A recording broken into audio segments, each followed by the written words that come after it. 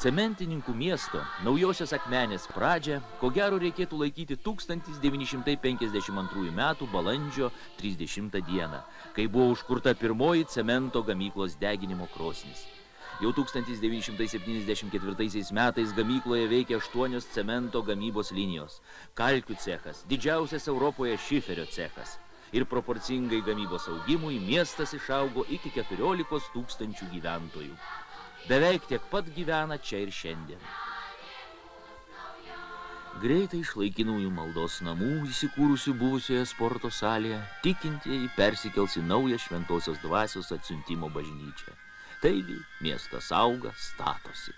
Gal tik iš inercijos, nes subyrėjus supervalstybė ir gamykla gigantas Akmencementas suskilo į 3 savarankiškas įmonės, kurioms nebereikia tiek darbo rankų.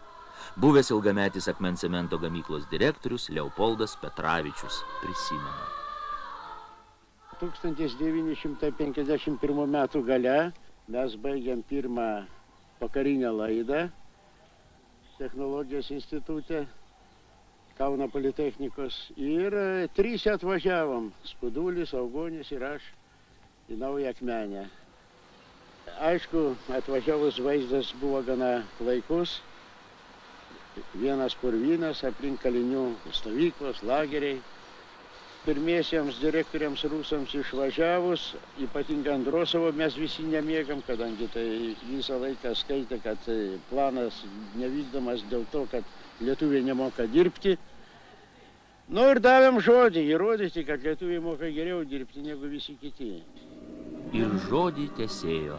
90-ųjų pradžioje Akmencementas per metus vidutiniškai pagamindavo 3,37 milijonus tonų cemento, 1600 km vamzdžių, 130 000 tonų kalkių, 65 milijonus lakštų šiferio. Dabar šiferio cechas jau savarankiška įmonė. Eternit Akmenė. Jos direktorius Julius Užparas. Pagal Eternito firmos technologiją gamina stoginės dangas. Lietuvai būtų pateiktos stoginės dangos ekologiškai švarios, be asbesto. Rinka bus ne tik tai Lietuvoje, bet rinka, reiškia, yra Baltijos šalyse, Kaliningradas, Baltarusija ir galbūt dalies Rusija. Investicijos iš firmos Eternit. Investicijos susideda iš 20 milijonų eina 2 linijos, tai yra dažymo linija ir pati gamybos linija. O šiuo metu vyksta senos linijos rekonstrukcija ir montavimas pačios gamybinės technologinės linijos. Buvęs Akmencemento kalkakmenio cechas, dabar UAB Kalcidas. Kalcido direktorius Pranas Krištopaitis. Viso įmonė šiuo metu dirba apie 432 žmonės. Šis žmonių skaičius pastarosius 3 metų praktiškai yra nusistovėjęs, jis nekinta. Nekinta vien dėl to, kad yra nepaprastai sudėtinga ekonominė situacija. Mes galėtumėm žmonės mažinti, bet tai nėra tikslas. Mes gyvenam vienam rajone, gyvenam Akmenėj, šiaurinėje Lietuvos dalyje, yra kur gyvenimo lygis yra nepaprastai sudėtingas. Todėl, kad mes stengiamės išsaugoti savo žmonės ir toliau vystyti gamybą. Kiek kitaip reikalai klostosi pačioje cemento gamykloje. UAB Akmencementas generalinis direktorius Vytis Simonas Anužis.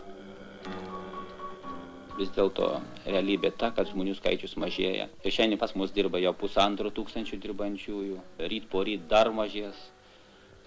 Ir man labai skaudu pasakyti, kad perspektyvai, aš manau, kad už kiek, daleiskim, už 5 metų, jeigu mes norim būti europietiško stiliaus gamykla, pas mus dirbs nedaugiau, mano galva, 600 žmonių. Tai ir gaminant kažkur tai apie 1 milijoną tonų, gal 1 200 000 tonų cemento per metus.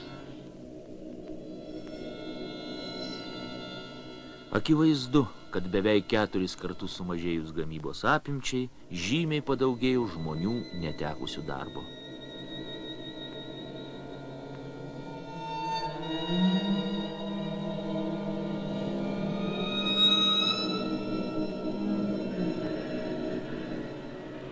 Kuo užsiimti jauniems darbingiems žmonėms?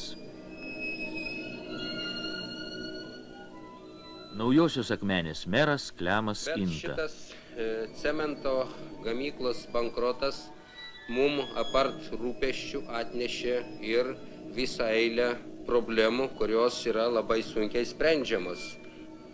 Be to ir finansų ministerija, planuodama rajono biudžetą, orientuojasi į buvusius pajėgumus gamyklos ir mums šiandien biudžetas per pirmus 4 mėnesius yra surinktas tik tai 63,5%, negauta į biudžetą apie 3 milijonus litų.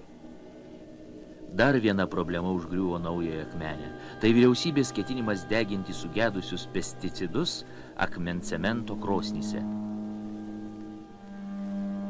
Rajono administratorius Vitalis Lizdenis.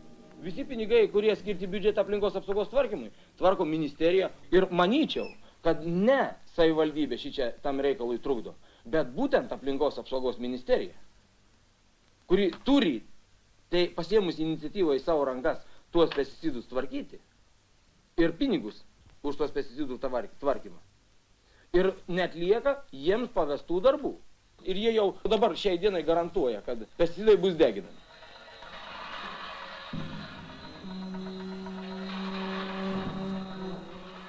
Nuraminti žmonės čia gyvenančius.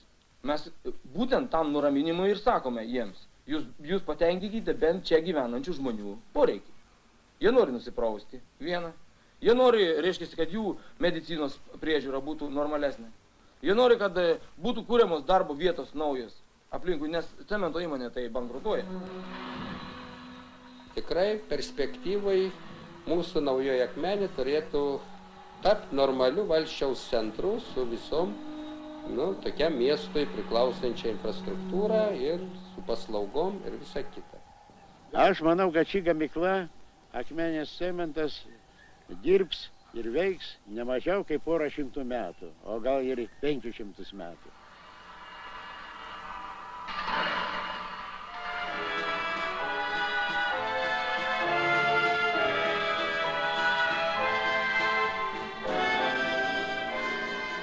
O kol kas Naujoji Akmenė nei miestas, nei kaimas.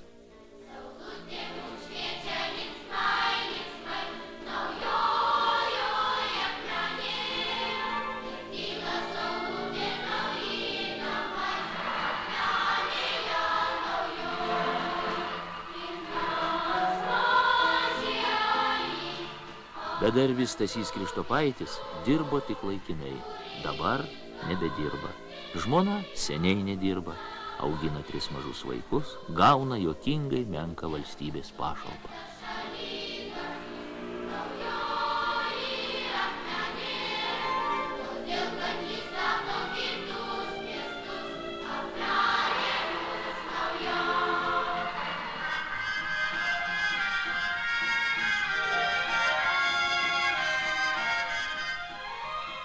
Kamanų valstybinio rezervato vyresnysis inspektorius, rašytojas Vytautas Almanis. Dabar mes visi Naujos Akmenės gyventojai esam įkaitai šito miesto, pramonės, šilumos įkaitai ir, galbūt bjauriau negu kalėjime turim jaustis, kažko tai priklausomi. Tai vienintelis mūsų susigelbėjimas tikriausiai, kadangi mūsų tas miestelis netaip didelis, vėl bus grįžti į žemę, ant žemės. O kitaip tai mes čia jokių perspektyvų jau nebeturim.